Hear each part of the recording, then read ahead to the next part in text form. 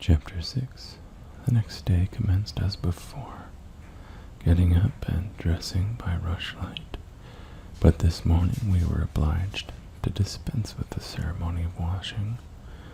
The water in the pitchers was frozen.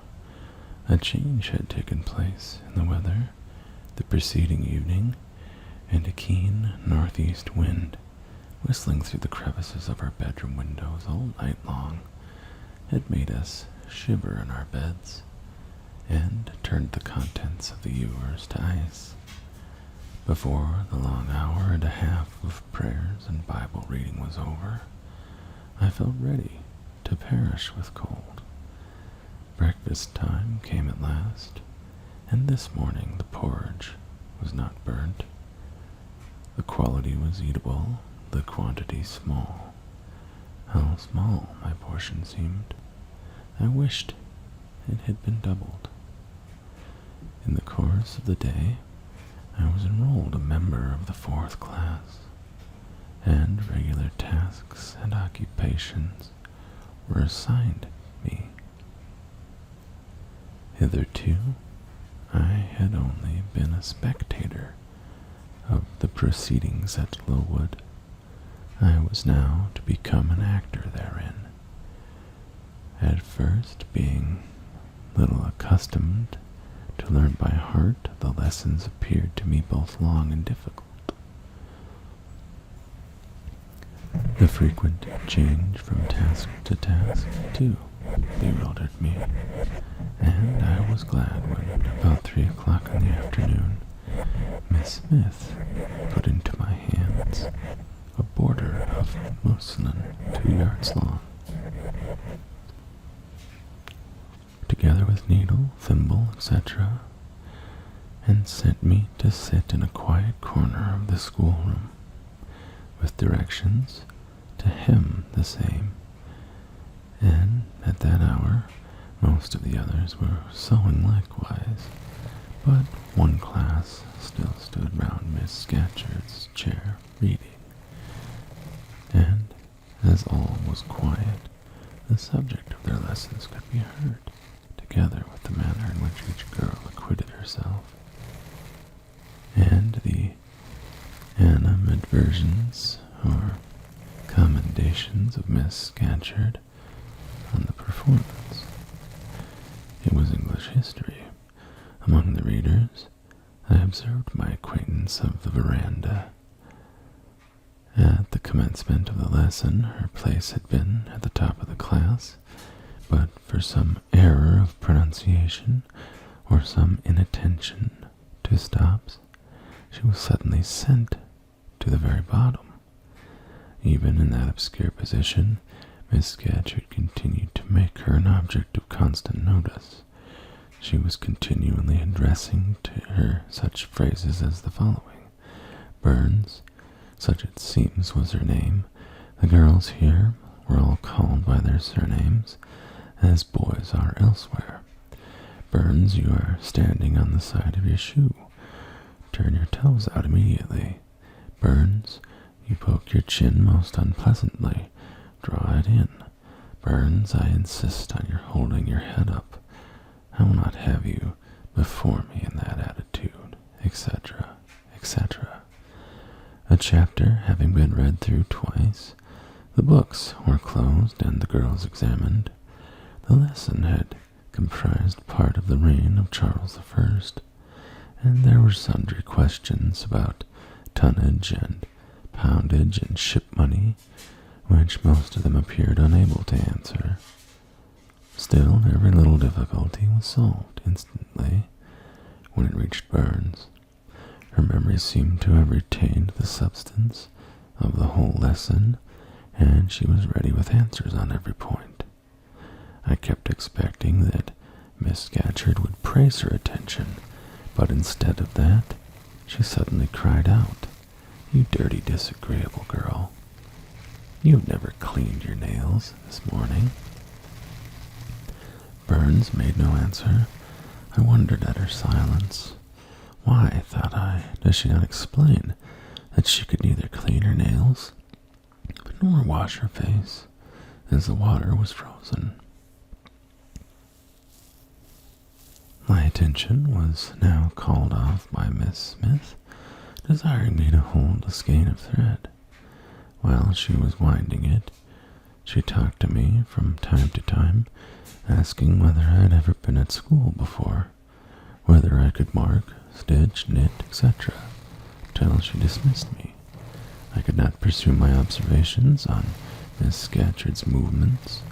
When I returned to my seat, that lady was just delivering an order of which I did not catch the import, but Burns immediately left the class, and going into the small inner room where the books were kept, returned in half a minute, carrying in her hand a bundle of twigs tied together at one end. This ominous tool she presented to Miss Scatcherd with a respectful curtsy. Then she quietly, and without being told, unloosened her pinafore, and the teacher instantly and sharply inflicted on her neck a dozen strokes with the bunch of twigs. Not a tear rose to Burns' eye, and while I paused from my sewing, because my fingers quivered at the spectacle, with a sentiment of unavailing and impotent anger, not a feature of her pensive face altered its ordinary expression. "Hardened girl," exclaimed Miss Scatcherd, "nothing can correct you of your slatternly habits. Carry the rod away." Burns obeyed. I took at her narrowly as she emerged from the book closet. She was just putting back her handkerchief into her pocket, and the trace of a tear glistened on her thin cheek. The play hour in the evening, I thought, the pleasantest fraction of the day at Lowood. The bit of bread, the draught of coffee, swallowed at 5 o'clock, had revived vitality. If it had not satisfied hunger, the long restraint of the day was slackened, the schoolroom felt warmer than in the morning, its fires being allowed to burn a little more brightly, to supply, in some measure, the place of candles not yet introduced. The ruddy gloaming, the licensed uproar, the confusion of many voices gave one a welcome sense of liberty. On the evening of the day on which I had seen Miss Scatcherd flog her pupil, Burns, I wandered as usual among the forms and tables and laughing groups without a companion, yet not feeling lonely. When I passed the windows, I now and then lifted a blind and looked out. It snowed fast. A drift was already forming against the lower panes. Putting my ear close to the window, I could not distinguish from the gleeful tumult within the disconsolate moan of the wind outside. Probably, if I had lately left a good home and kind parents, this would have been the hour when I should most keenly have regretted the separation. That wind would have then saddened my heart. This obscure chaos would have disturbed my peace. As it was, I derived from both a strange excitement, and, reckless and feverish, I wished the wind to howl more wildly, the gloom to deepen to darkness, and the confusion to rise to clamor. Jumping over forms, and creeping under tables, I made my way to one of the fireplaces. There, keenly by the high wire fender, I found Burns absorbed, silent, abstracted from all around her by the companionship of a book, which she read by the dim glare of the embers. "Is it still Rasselas?" I asked, coming behind her. "Yes," she said, "and I have just finished it," and in 5 minutes more she shut it up. I was glad of this. Now, thought I can perhaps get her to talk. I sat down by her on the floor. "What is your name, besides Burns?" "Helen. Do you come a long way from here?" "I come from a place farther north, quite on the borders of Scotland." "Will you ever go back?" "I hope so, but nobody can be sure of the future." "You must wish to leave Lowood." "No, why should I?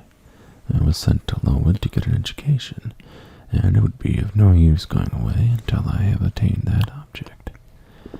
"But that teacher, Miss Scatcherd, is so cruel to you. Cruel? Not at all. She is severe. She dislikes my faults. And if I were in your place, I should dislike her. I should resist her. If she struck me with that rod, I should get it from her hand. I should break it under her nose. Probably you would do nothing of the sort, but if you did, Mr. Brocklehurst would expel you from the school. That would be great grief to your relations. It is far better to endure patiently a smart which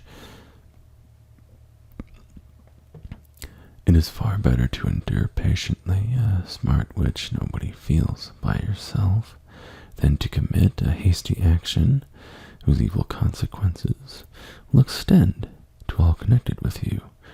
And besides, the Bible bids us return good for evil. But then it seems disgraceful to be flogged, and to be sent to stand in the middle of a room full of people. And you are such a great girl. I am far younger than you, and I could not bear it. Yet it would be your duty to bear it. If you could not avoid it, it is weak and silly to say you cannot bear what it is your fate to be required to bear. I heard her with wonder. I could not comprehend this doctrine of endurance, and still less could I understand or sympathize with the forbearance she expressed for her chastiser. Still I felt that Helen Burns considered things by a light invisible to my eyes. I suspected she might be right and I wrong, but I would not ponder the matter deeply. Like Felix, I put it off to a more convenient season. You say you have faults, Helen. What are they? To me you seem very good. Then learn from me, not to judge by appearances. I am at Miss Scatcherd, as Miss Scatcherd said, slatternly. I seldom put and never keep things in order. I am careless. I forget rules. I read when I should learn my lessons. I have no method, and sometimes I say, like you, I cannot bear to be subjected to symptomatic arrangements.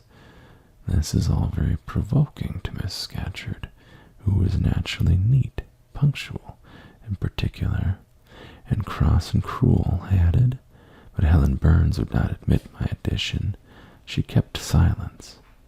Is Miss Temple as severe to you as Miss Scatcherd? At the utterance of Miss Temple's name, a soft smile flitted over her grave face. Miss Temple is full of goodness. It pains her to be severe to anyone, even the worst in the school. She sees my errors and tells me of them gently, and if I do anything worthy of praise, she gives me my meed liberally. One strong proof of my wretchedly defective nature is that even her expostulations, so mild, so rational, have not influence to cure me of my faults, and even her praise, though I value it most highly, cannot stimulate me to continued care and foresight. That is curious, said I. It is so easy to be careful.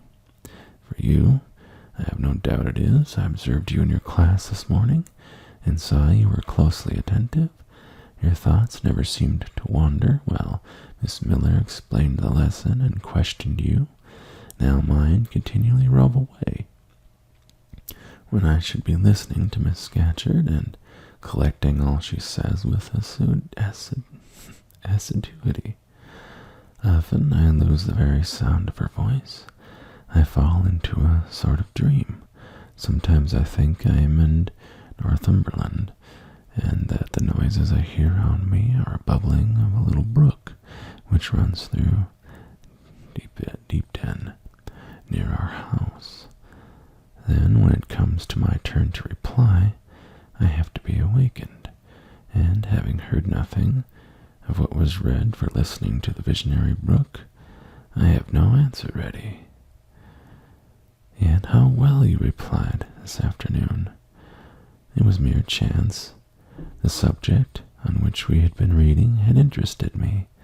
This afternoon, instead of dreaming of Deep down, I was wondering how a man who wished to do right could act so unjustly and unwisely as Charles the First sometimes did, and I thought what a pity it was that, with his integrity and conscientiousness, he should see no farther than the prerogatives of the crown.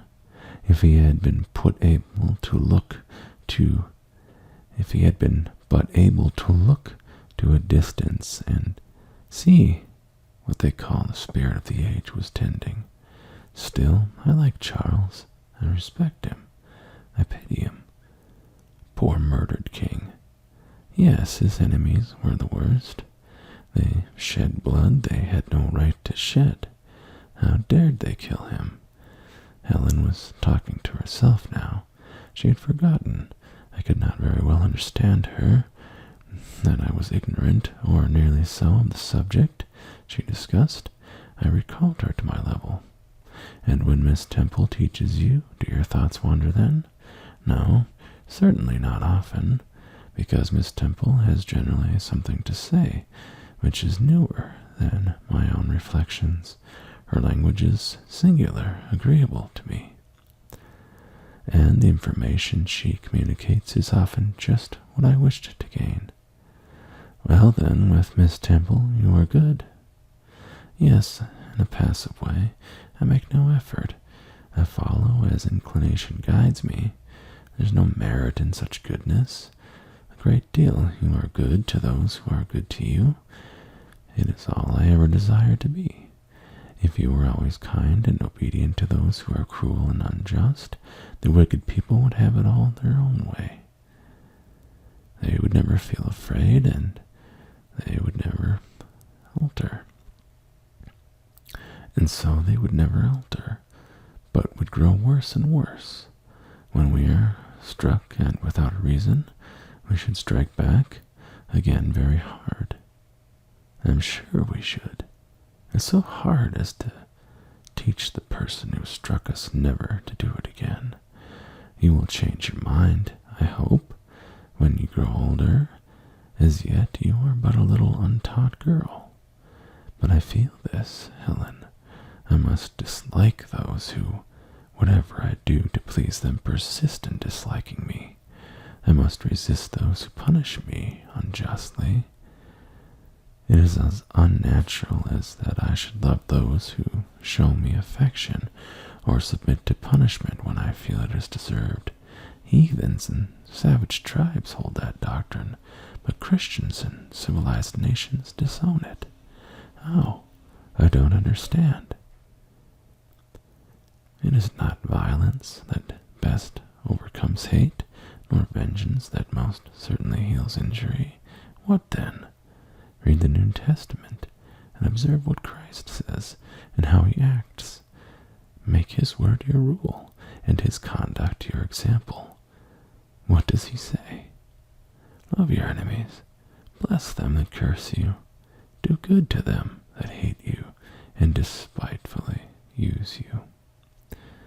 Then I should love Mrs. Reed, which I cannot do. I should bless her. I should bless her son John, which is impossible. In her turn, Helen Burns asked me to explain, and I proceeded forthwith to pour out, in my own way, the tale of my sufferings and resentments, bitter and truculent. When excited, I spoke as I felt, without reserve or softening. Helen heard me patiently to the end. I expected she would then make a remark, but she said nothing. Well, I asked impatiently, is not Mrs. Reed a hard-hearted bad woman?